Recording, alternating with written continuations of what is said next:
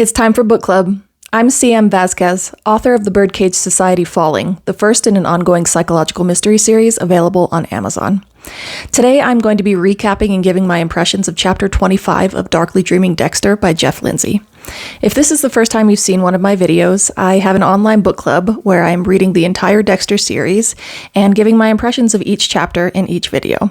I do have a full playlist up on my YouTube profile of chapters 1 through 24, and my tag is @CMVasquez if you'd like to follow along. It's super easy to join the book club. Just read the chapters before each video and give me your own impressions in the comments, and we'll have fun with it. Let's get started.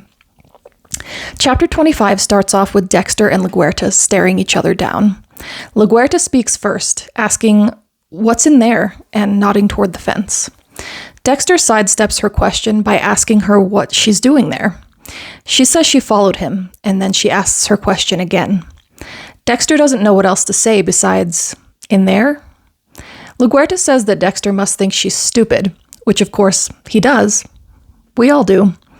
But then she says she's a full detective and asks him how she got that.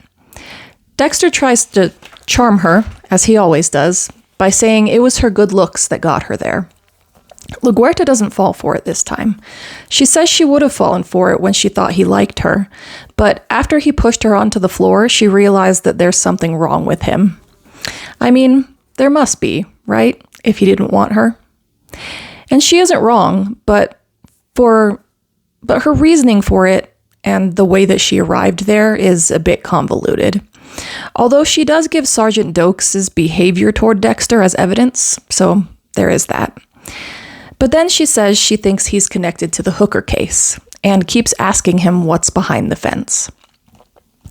Dexter deflects by pleading duress. He asks LaGuerta at what point she started following him. She goes through this whole spiel about how she decided to go to his apartment, and this is when it's revealed that the list Dexter provided to LaGuerta before the kiss did end up having its intended effect of making her look stupid, which she is absolutely furious about. Dokes basically gave her an "I told you so," and that's what got her moving toward Dexter. But she only arrived to Dexter's apartment 20 minutes before Dexter came out and inspected the Barbie in his car. She also calls Dexter a derogatory slur for gay people, which I will not be repeating, but it does provide yet more context for why I cannot stand LaGuerta. Dexter manages to convince LaGuerta, using a little of truth, that he thinks the killer is inside one of the containers and that he has Deb.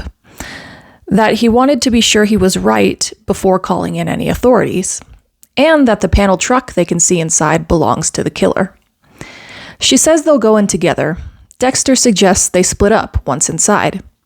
LaGuerta, surprisingly, or at least it would be surprising if we didn't know that LaGuerta is an idiot, doesn't object.